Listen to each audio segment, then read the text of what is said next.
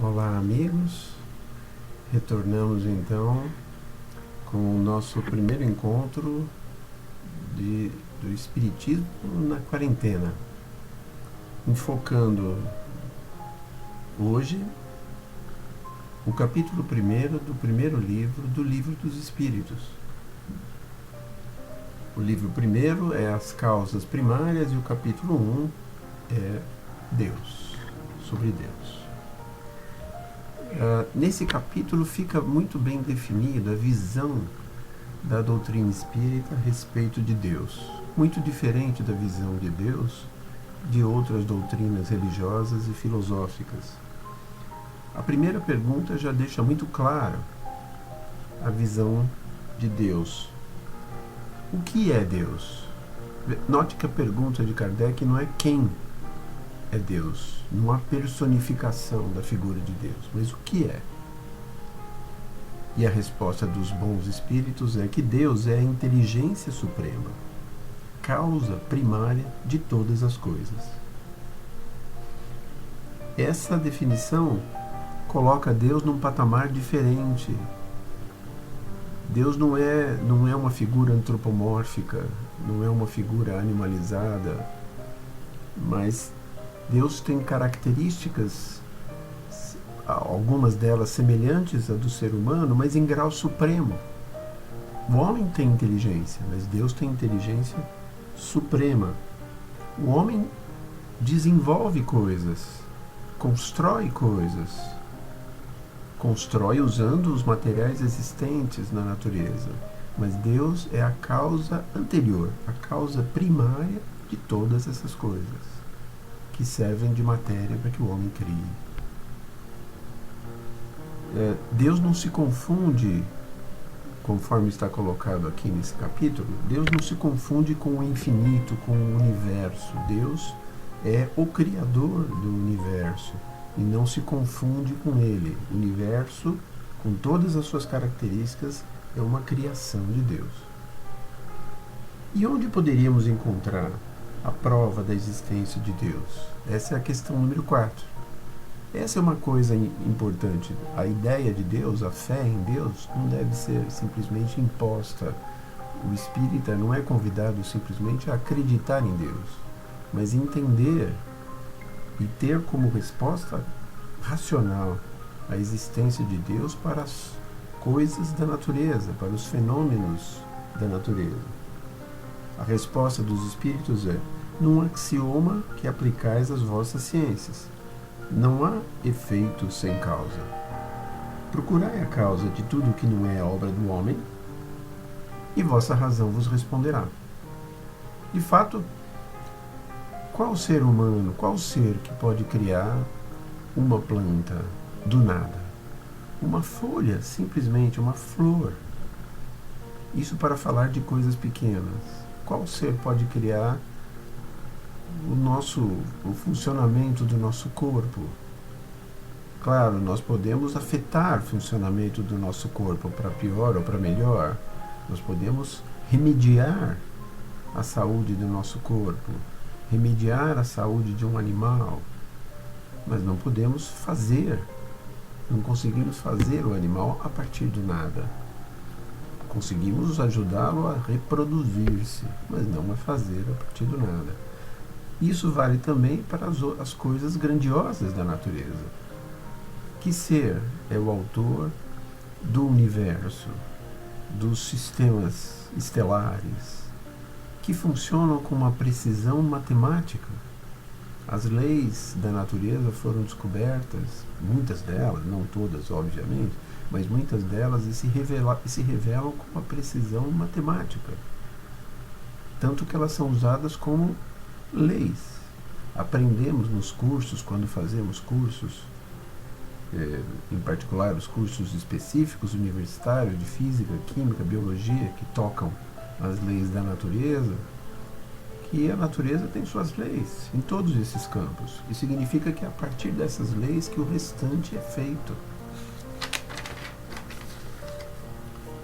Há uma pergunta muito interessante nesse sentido, que diz assim: poderíamos encontrar a causa primária da formação das coisas?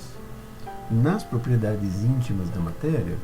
Isto é, será que nós poderíamos, não é, como já alguns cientistas propuseram, dizer que o universo foi construído como ele é hoje, com base nas leis físicas, químicas e biológicas que nós estudamos, que nós já conhecemos, que foram afinal descobertas pelos homens? Claro que são essas leis que estão por trás do desenvolvimento do universo e da sua construção, da sua harmonização. Mas a pergunta que fica é: o que criou, o que originou essas leis? Da onde elas se originaram? Aí a nossa ciência para. Não é? Ainda que nós imaginemos que são as leis, de alguma maneira, que formaram o universo, nós teríamos que pensar, bom, mas o que? Da onde vieram essas leis? E leis de forma tão perfeitas, tão harmoniosas. Então é isso que está por trás da ideia da inteligência suprema. O universo é inteligente. As leis são harmoniosas e imutáveis na formação do universo. Então, se um ser humano, se os seres mais inteligentes não são capazes de fazer isso, é sinal de que há uma inteligência acima de todas, e que é a inteligência que é capaz, que foi capaz e é capaz de criar e de manter o universo funcionando de modo harmônico. Pois bem, essa inteligência que nós chamamos de Deus, será que poderia ser entendido na sua estrutura, na sua natureza íntima? Será que nós poderíamos saber isso?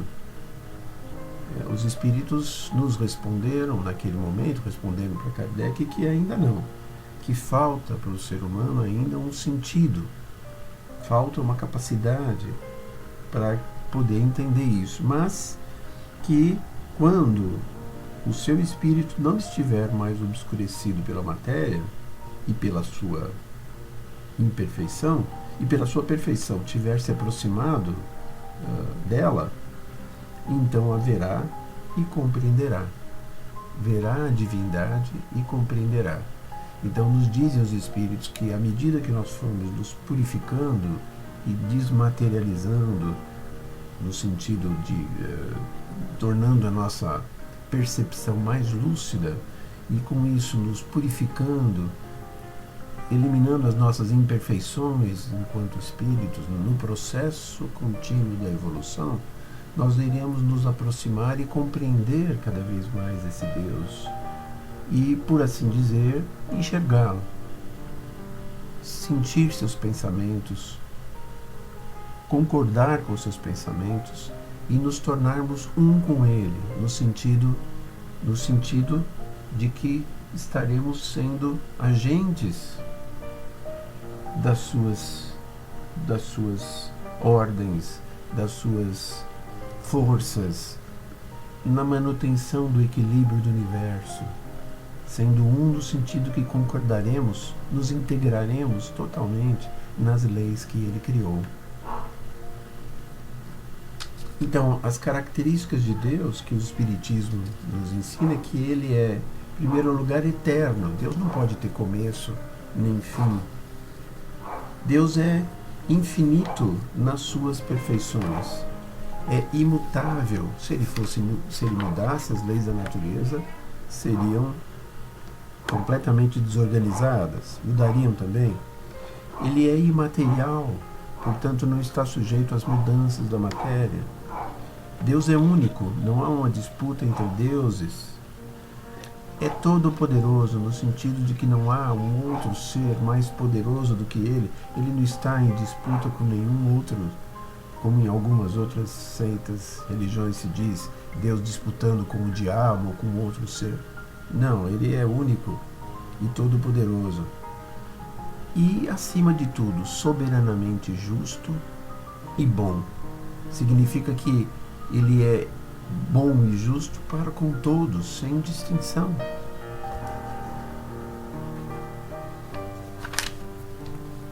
Deus não pode ser confundido com a sua própria criação. Às vezes, poeticamente, nós ouvimos isso. O universo, nós somos um com o universo é um com Deus, nós somos um com Deus, e às vezes assumimos essa ideia como se fosse algo ao pé da letra, não é? É uma figura poética que hoje se usa no sentido de cobrar a nossa integração e não o afastamento da natureza. Mas Deus é o ser que criou a natureza, portanto ele não pode ser a própria natureza, né? Deus criou, como nós sabemos, e vamos ver no capítulo 2, todos os elementos do universo, os elementos inteligentes e os não inteligentes, materiais, que são usados para se construir o universo. Então, nós somos parte do universo, formados no nosso corpo da matéria vinda do princípio universal, aquela matéria que não pensa, que não é inteligente, e somos um espírito desenvolvido a partir do princípio inteligente no processo de evolução. Então não somos uma parte de Deus, somos um ser distinto, criado por Deus, né? Essa doutrina que considera que os seres e o universo são parte da divindade é o panteísmo. O espiritismo não é panteísta, né? Então terminamos com uma frase que consta lá do Livro dos Espíritos, desse capítulo 1, e que resume bem a ideia de Deus, e nos tocando no fundo por admiração pela sua obra sábia e imensa. A inteligência de Deus se revela nas suas obras como a de um pintor no seu quadro. Mas as obras de Deus não são o próprio Deus. Como o quadro não é o pintor que o concebeu e executou. Esperamos que tenha sido útil para você, meu caro. Mas não se esqueça de complementar lendo as questões do capítulo 1 do Livro dos Espíritos, que são as questões desde número 1 até número 16. Importantíssimas para que a gente pare e reflita sobre cada ponto que foi aqui colocado e outros mais que apareçam lá. Obrigado pela sua atenção e até o próximo encontro.